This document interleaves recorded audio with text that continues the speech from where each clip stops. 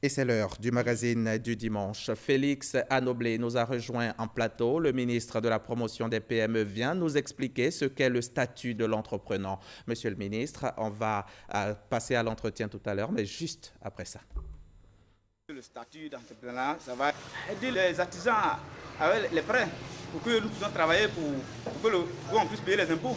Bernard Yano, jeune entrepreneur spécialisé dans le bois à tabou, semble percevoir la nouvelle politique du gouvernement en ce qui concerne les petites et moyennes entreprises, avec le statut dit statut de l'entrepreneur. Un statut qui offre plusieurs avantages à l'entrepreneur. Quand on a eu le statut d'entrepreneur, quand on a eu ces accompagnements de l'État, quand on a eu un fonds de garantie, et un fonds, il faut l'abonder. Et il faut savoir que l'État va se délester d'une partie de ses ressources, des bénéfices qu'il va engranger au niveau des entreprises publiques pour abonder un fonds qui va accompagner les PME. Alors, une fois qu'on a fait tout ça, il faut trouver le moyen de donner sa petite part de contribution nationale, c'est-à-dire payer ses impôts. Alors, pourquoi c'est important? Parce que ça permet d'assurer l'indépendance économique de notre pays. Le ministre d'État, Ahmed Bakayoko, qui représentait le Premier ministre, a procédé au lancement du statut de l'entrepreneur à la salle des fêtes de la mairie de San Pedro. Et les deux premiers qui ont été enregistrés vont bénéficier d'un financement à hauteur de 2 millions de francs CFA chacun de la part du ministre d'État, Ahmed Bakayoko. Ça m'aide beaucoup dans ma démarche, puisque je suis déjà une couturière, donc je compte agrandir mon activité de commerce et puis pour mieux avancer.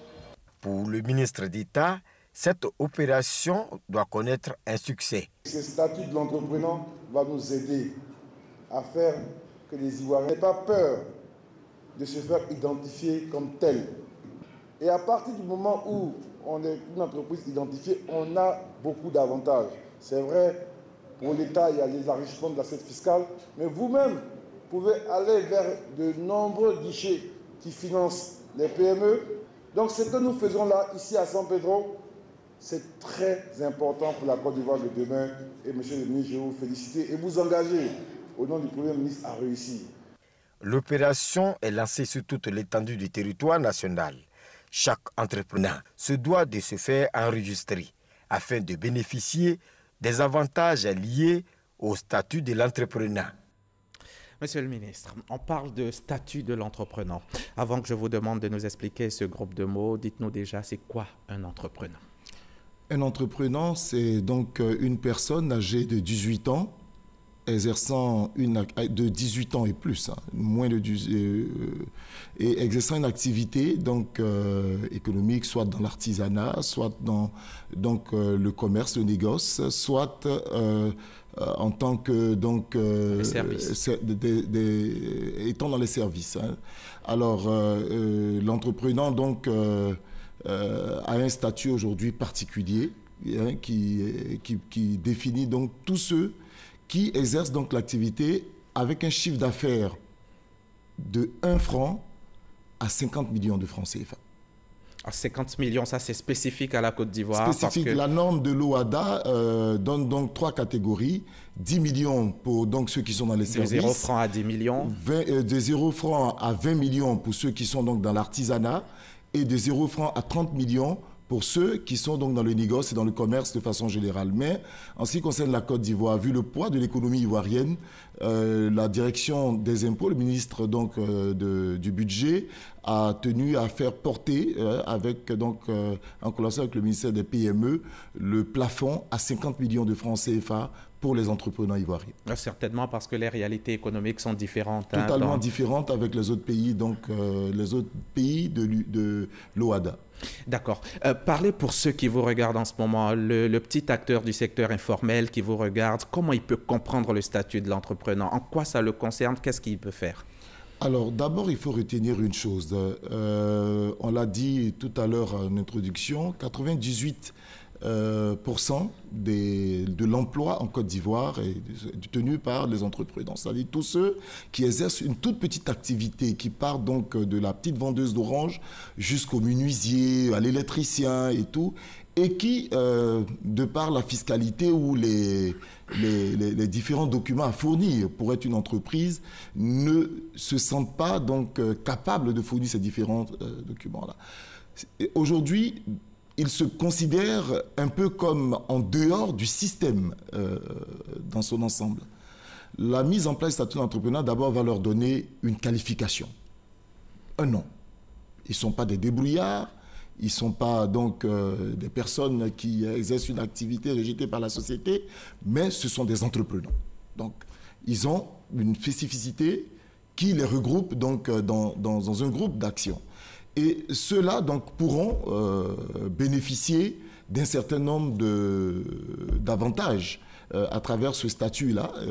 D'abord, vous avez la possibilité donc, de vous faire enregistrer pour avoir donc, un document. Comme si vous étiez inscrit au registre du commerce. C'est un document qui, dans sa présentation physique, a la même présentation que le registre de commerce. C'est un document communautaire à l'OHADA, donc reconnu par l'OHADA. Vous êtes enregistré gratuitement.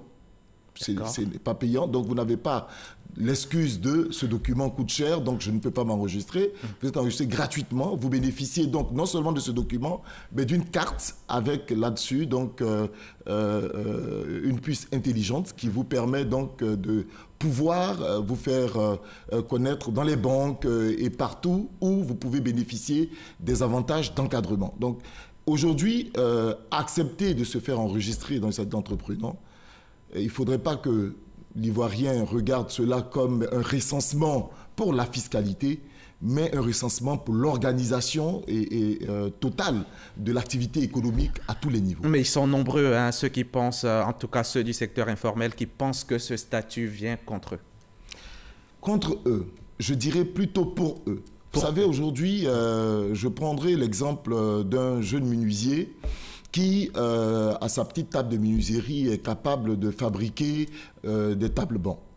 Celui-là, du fait qu'il n'est qu'un simple petit menuisier de quartier, reconnu en rien du tout, ne peut travailler que pour les ménages qui viennent vers lui. Aujourd'hui, avec le statut d'entrepreneur, il a donc une spécificité qui lui permet de pouvoir soumissionner un marché dans une commune, même dans une petite entreprise qui demande un certain nombre d'éléments pour donner un marché à une entreprise. Donc, il devient comme toute autre entreprise, tout en étant petit. Alors, ce sont des bénéfices énormes. Il ne faut pas regarder seulement le côté de la contribution. Et parlant de contribution, les Ivoiriens, dans leur ensemble... Les Ivoiriens, aujourd'hui, qui sont dans le secteur informel, sont appelés aujourd'hui à payer une sorte d'impôt. C'est cela. La petite vendeuse d'oranges du quartier va payer aujourd'hui, elle va cotiser. Bien sûr, et c'est normal. Je veux dire, vous savez, nous disons qu'on a 98% de l'emploi en Côte d'Ivoire dans le secteur informel. Mais vous êtes d'accord avec moi, Hamza, que vous payez l'IGR et que tout le monde doit contribuer au développement du pays. La petite commerçante, elle bénéficie, elle aussi, donc des avantages du développement économique de la Côte d'Ivoire. Il faut qu'on sache qu'en payant nos impôts, nous les payons non pas pour l'État, mais pour nous-mêmes. Parce que payer nos impôts, c'est permettre à notre environnement d'être meilleur, c'est contribuer au développement du pays. Et quand on contribue au développement du pays, évidemment, on contribue à se développer soi-même. Les hôpitaux qui sont construits, les écoles qui sont construites, les polices pour la sécurité, les routes qui sont aménagées, tout ça c'est pour nous. Donc d'une façon ou d'une autre, nous contribuons, même si c'est à un petit montant, au développement de notre pays. Nous devons être fiers de Justement, contribuer. un petit montant, ce sera combien? Mais écoutez, aujourd'hui, donc, la norme qui sera mise en place après donc, bientôt l'adoption de la nouvelle fiscalité pour les entrepreneurs et les TPE qui va tourner autour de 2% du chiffre d'affaires.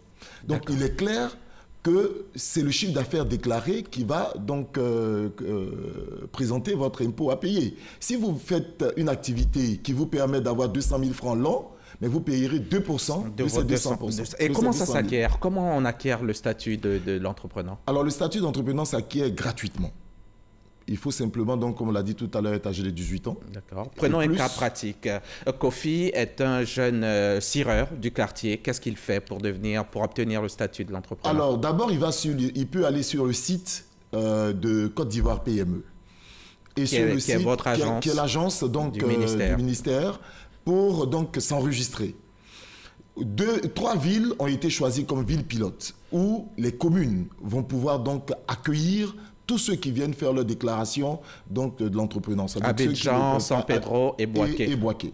Ceux qui ne peuvent pas donc aller sur Internet. Et très rapidement, donc l'ensemble des communes de Côte d'Ivoire et les conseils régionaux et les districts auront donc le dispositif pour pouvoir enregistrer tous les entrepreneurs. Il est clair que quand tout le dispositif sera déployé, plus personne n'aura le droit d'exercer une activité commerciale sans avoir un statut soit de commerçant, soit d'entrepreneur. Et les pièces à fournir? Avoir donc sa pièce d'identité, c'est la seule pièce à fournir. Et donc, vous venez avec votre pièce d'identité pour remplir le formulaire, soit en ligne, soit donc le formulaire physique. Et puis, comme on l'a dit, exercer une activité en Côte d'Ivoire avec un chiffre d'affaires de 1 franc à 50 millions de francs CFA. Est-ce qu'on obtient à vie ce statut-là, le statut de l'entrepreneur, ou alors il y a une durée qui est fixée? Le statut de l'entrepreneur est pour une durée de 5 ans renouvelable, une fois. Une fois. Une fois. Donc, vous pouvez rester entrepreneur pendant 10 ans. Mais il y a 2 autres options. D'abord, l'option où vous êtes entrepreneur, vous réussissez donc à suivre l'ensemble donc des avantages liés à ce statut et 2 ans durant, votre chiffre d'affaires est au-dessus de 50 millions. D'accord. En ce moment, Côte d'Ivoire PME vous fait migrer vers donc, un registre de commerce normal et vous rentrez donc comme une TPE et vous avancez. Ou alors vous exercez une activité qui ne peut pas réellement avoir un chiffre d'affaires qui monte au-dessus de 50 millions de francs CFA. En ce moment, vous restez entrepreneur à vie. À vie. Et au cas où j'ai 2 activités, moi je suis entrepreneur, j'ai 2 activités, comment ça se passe? Les 2 activités sont liées à votre personne parce que l'entrepreneur, c'est une personne individuelle. Si le chiffre d'affaires des 2 activités vous fait passer à plus de 50 millions, vous sortez du statut de l'entrepreneur. Sinon, je reste entrepreneur avec chacune des activités? Avec vos 2 activités, avec votre seule identification. D'accord. Sinon, si les 2 activités mises ensemble ont un chiffre d'affaires qui excède les 50 millions, alors je change de statut. De statut pour devenir donc une TPE si vous êtes entre 50 millions 1 franc et 150 millions de francs CFA. Quand je travaillais le sujet, j'ai un collaborateur qui m'a demandé, même les vendeurs ambulants ou les commerçants saisonniers, par exemple. Tout le monde, comme je vous dis, tout le monde doit avoir donc sa déclaration d'entrepreneur. Même si la vendeuse de maïs ne le fait que 3 jours dans l'année parce que la saison du maïs, juste ce temps-là, elle doit être fichée chez vous. Fichée chez nous. Elle exerce une activité sur 3 mois. Mais sur les 3 mois, elle fait un chiffre d'affaires. Et c'est ce chiffre d'affaires qu'elle déclare. Même, je dirais un peu pour rire, même les fonctionnaires qui se transforment en commerçants dans les bureaux sont obligés de se faire déclarer. Et ils n'y ont pas droit. Ça, c'est un autre sujet. Ils n'y ont pas droit et si on les laisse faire, il faut qu'ils se déclarent. Après, il y aura conflit entre leurs fonctions et le statut. Ils choisiront un entre les 2. Et le gouvernement va décider ce qu'il y aura à faire contre eux. Et en cas de changement de lieu d'exercice de notre activité? Vous faites la déclaration comme elle se fait pour un registre de commerce, que vous changez donc de lieu d'activité. Cela est mentionné donc sur votre document de déclaration et vous pouvez donc changer de lieu ou d'activité elle-même. Vous avez la possibilité de changer d'activité. Vous venez faire la déclaration de changement d'activité qui est mentionnée sur la fiche et sur votre carte intelligente. Et en cas de cessation d'activité? En cas de cessation, si je suis fatigué de vous payer les impôts, de payer les impôts à la commune, et puis j'ai envie d'arrêter. Non, mais vous ne pouvez pas arrêter parce que vous êtes fatigué de payer des impôts. Là, en ce moment, vous avez l'envie de frauder. Parce que personne ne peut être fatigué de pouvoir exercer l'activité qui nous permet de vivre. J'ai envie de cesser mon activité pour une raison ou pour une autre. Je pense que si vous êtes en faillite et que vous venez à cesser votre activité, mais vous venez faire la déclaration de cessation d'activité. D'accord. Parlant de fraude, est-ce que de grosses entreprises ne peuvent pas tenter d'obtenir le statut de l'entrepreneur juste pour payer moins? Vous savez, en matière de fiscalité, c'est une question. La Côte d'Ivoire dit que l'impôt est déclaratif. C'est vous qui venez déclarer. Mais il ne faut pas oublier que l'État a la possibilité de venir vous contrôler. Et de redresser. Et de redresser. Si vous avez fait une fausse déclaration, mais le redressement vous fera payer ce que vous n'avez pas déclaré et souvent en double ou en triple. Donc c'est à vos risques et périls. Mais je crois que ce n'est pas de l'avantage d'une entreprise qui est en train donc de progresser, de venir se faire considérer pour un entrepreneur. Je ne sais vraiment pas à quoi ça va vraiment servir à cette entreprise. Monsieur le ministre, qu'en est-il des obligations comptables de l'entrepreneur? Alors l'entrepreneur travaille avec les CGA. Qui sont donc la comptabilité simplifiée soutenue par l'État de Côte d'Ivoire. Et à ce niveau, au niveau donc de la mise en place du statut de l'entrepreneur, un contrôle, je dirais, pour l'entrepreneur lui-même a été mis en place pour lui permettre, à travers un programme sur son téléphone, de pouvoir donc suivre son chiffre d'affaires. Donc je vous donne un exemple, une vendeuse d'orange pourra donc télécharger le programme et en vendant son orange, elle n'a pas besoin de savoir forcément lire. Elle sait, elle a l'image de l'orange. Il lui suffit de mettre, donc, elle a vendu une orange, de mettre 1, de mettre 2, de mettre 3. Et en fin de journée, le nombre d'oranges multiplié par le prix moyen de vente lui donne son chiffre d'affaires obtenu dans la journée. Et les dépenses également. Et ces dépenses, elle peut, donc, dans ces dépenses, elle a trois éléments dans ces dépenses qui sont marqués achat, pour donc son approvisionnement, dépenses donc personnelles ou dépenses donc de loyer ou liées à l'activité. Et en fin de mois, celle-là, à travers donc son smartphone, pourra se rendre compte que en fin de mois, elle a pu. Rien qu'avec le téléphone. Rien qu'avec son téléphone. Monsieur le ministre demande donc aux vendeuses d'orange d'avoir des smartphones. Vous attendez combien, monsieur le ministre? Combien de francs l'assiette fiscale en voulant recouvrer tout cet argent, toutes ces taxes-là? Vous attendez à combien? Alors, si le jeu est joué correctement et que l'ensemble des entrepreneurs qui représentent aujourd'hui 6 872 271 personnes, selon donc les statistiques de l'INS, c'est à peu près 271 milliards de francs CFA par an qui seront récupérés en plus aujourd'hui. Donc, vous savez, aujourd'hui, la subvention de l'État aux communes tourne autour de 80 milliards de francs CFA.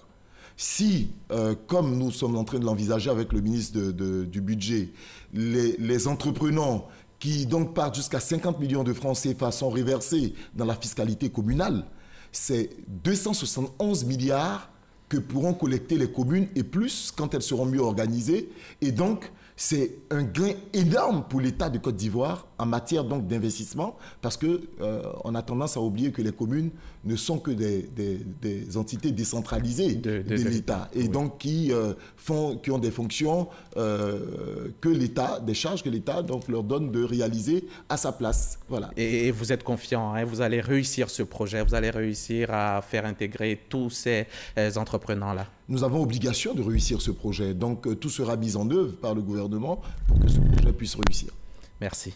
Merci. Monsieur Anoblé. Félix Miezan Anoblé, ministre de la promotion des PME. Je rappelle que vous êtes venu nous parler du statut de l'entrepreneur, ses avantages et comment on l'acquiert. Merci encore d'avoir répondu à notre invitation et sachez que nos portes vous sont ouvertes. Revenez quand vous voulez. Merci à vous, chers téléspectateurs. J'espère que vous avez pris plaisir à nous suivre et j'espère surtout que vous avez eu toutes les réponses à vos questions au sujet du statut de l'entrepreneur. Dans tous les cas, le ministère et son agence Côte d'Ivoire PME restent disponibles. Et puis, vous pouvez toujours revoir cet entretien sur RTI Mobile et sur rti.ci. Merci de votre confiance à notre antenne et bon dimanche chez vous. Merci, monsieur le ministre.